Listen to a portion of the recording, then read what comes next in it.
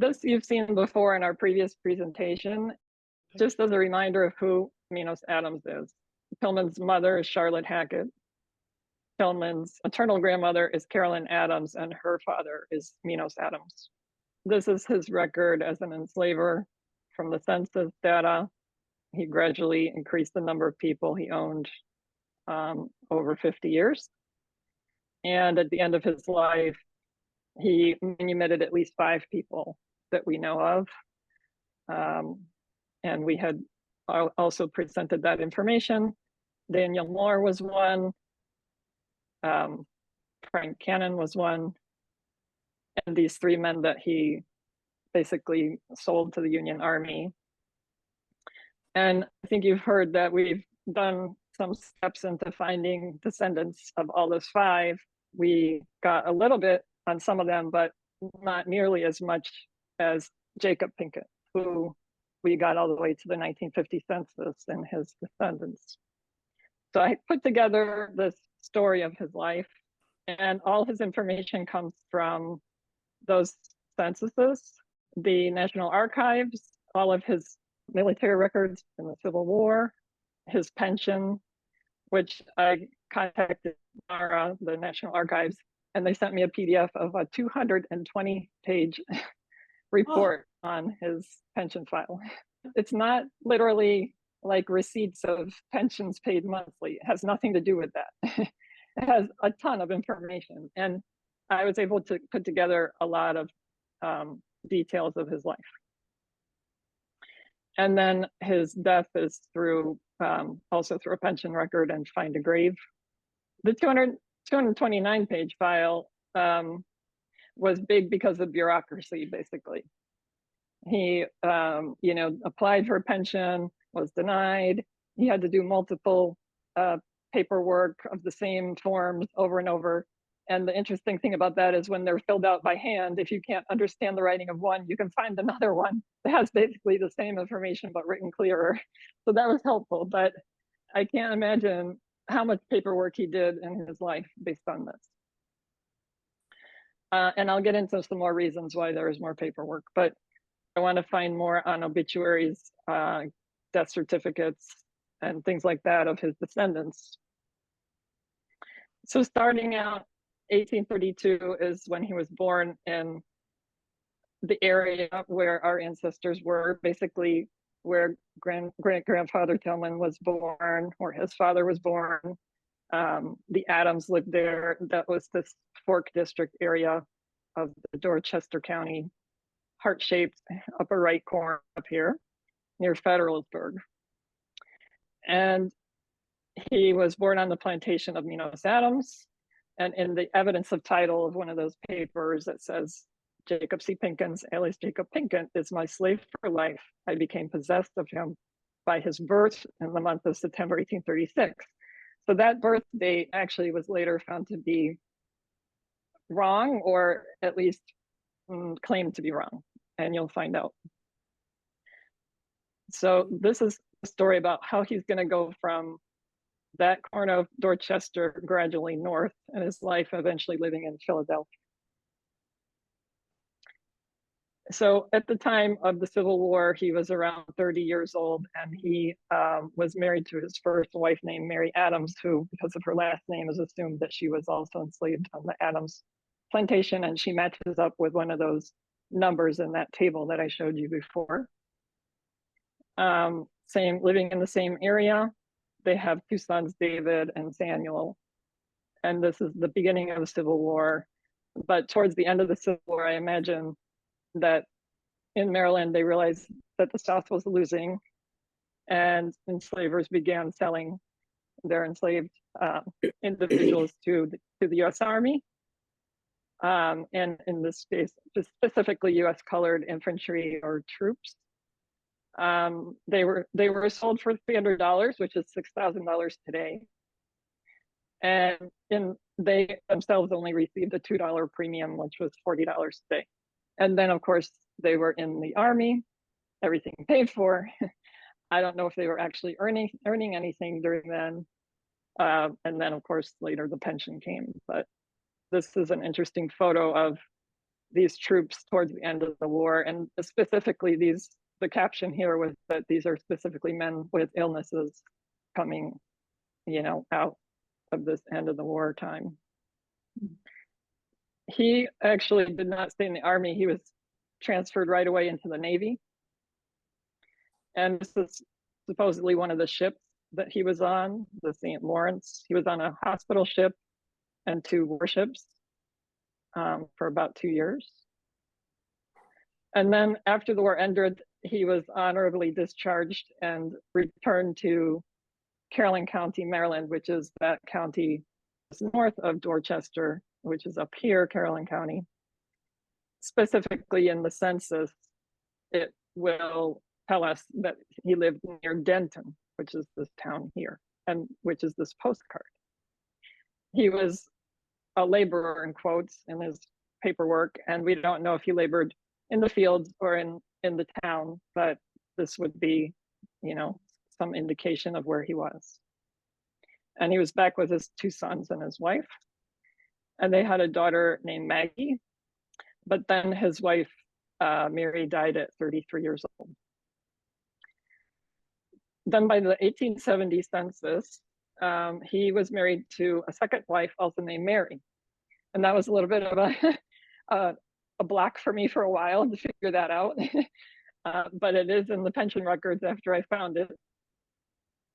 And they were living in, like I said, at this area called Denton. Specifically, the census says Jacob is a laborer, Mary is keeping house. The children are 10, 5, and 3. And there's a 14-year-old Black teenage woman living with them, and she's not noted as having any specific occupation. But her last name is the same last name as Minos Adams's wife. So I assume that after the Civil War, she was one of the enslaved people that was on the Minos Adams plantation, and she went to live with this family. I was looking into Denton a little bit, and there's actually a museum of rural life there. And it sounds like a very isolated area, especially at that time. It says it's only one of a handful of counties in the US that existed for more than 300 years, solely dependent on agriculture-based economy. And this distinction, along with its geography, because it's landlocked, provided unique challenges for its seemingly isolated residents. So again, we don't know if they were self-sufficient or working for others at this point. But by the 1880 census, now the family is split. And this is most likely because of their economic situation. So in the 1870s and 1880s, Jacob actually moved from Denton all the way up here 50 miles away to this area called Middletown, Delaware. He was working specifically on this estate, which is the governor of Delaware was named Cochran. He was from Middletown, and this was his estate, and he was working there. He lived on a white-owned farm. His children were back in Denton, each one of them separate, working on separate white-owned farms. So everyone was apart from each other. And the 1880 census has no indication of what the stepmother Mary was doing or where she was at that time. Around when Jacob is getting to his 60s, he has come back from the war with rheumatism and some issues that are now, with his laborious life, have caught up with him, and he is having trouble working and supporting himself and his family. He decides to try and get his disability pension, which was called an invalid pension. But it was rejected because of the grounds of that there was no pensionable degree of disability from the alleged rheumatism.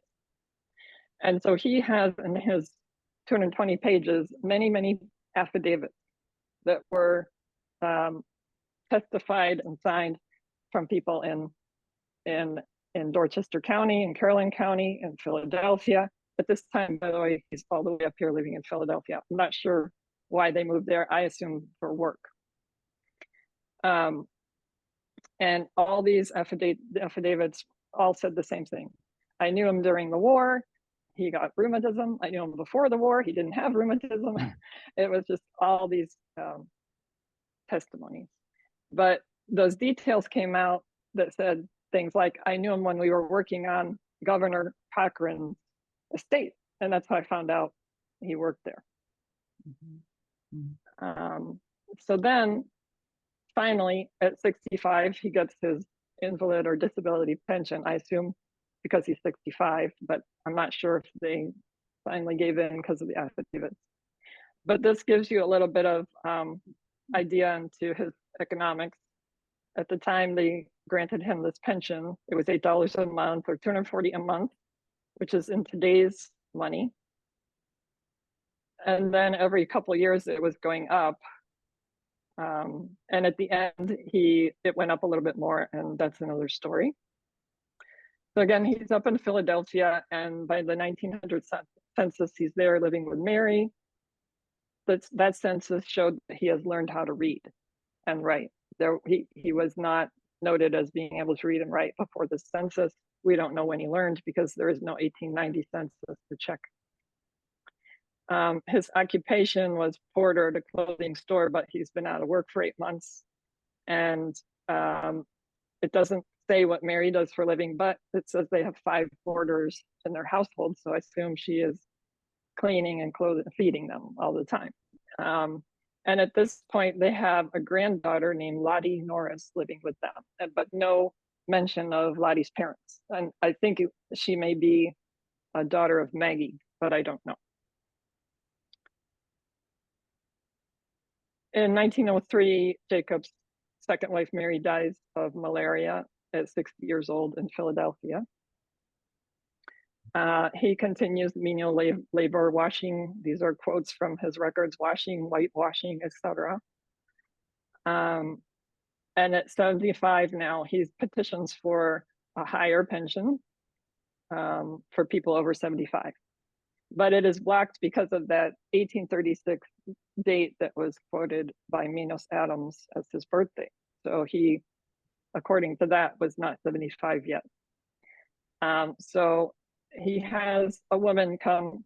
I don't know how he still would have been connected to us, but she was Minos Adams's granddaughter.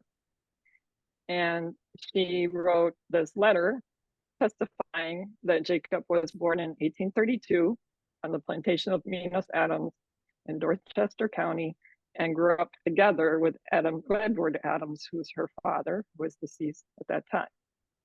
And that Pinkett was 1 year older than her father.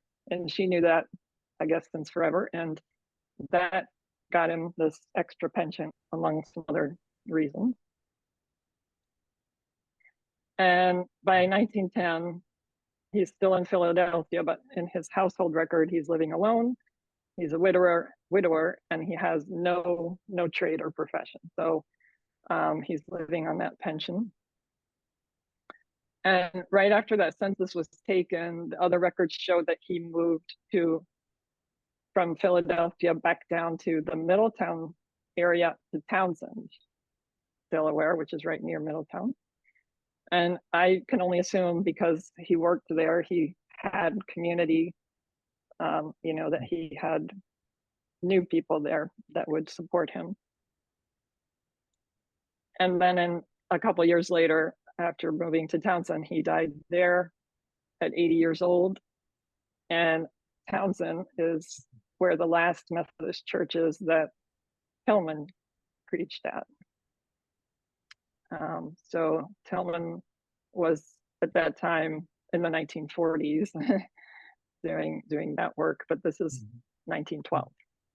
And that's the end of his story as I know it.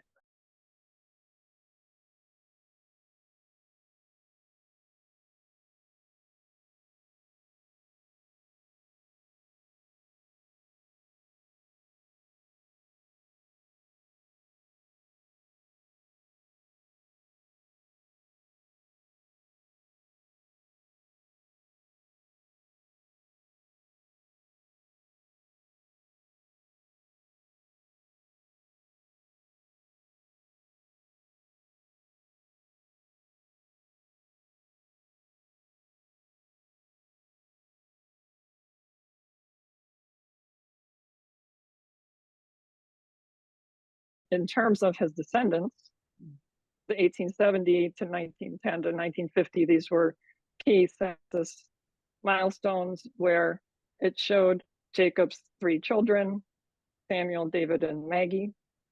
And Samuel is the one really where I was able to find descendants that go into the 1950s. And Rhoda, his daughter, even though he has 6 kids, Rhoda was the one that I found has all these people descended from her, and their children and grandchildren here. So people who, you know, are on 1950 census at 1 year old are likely alive today.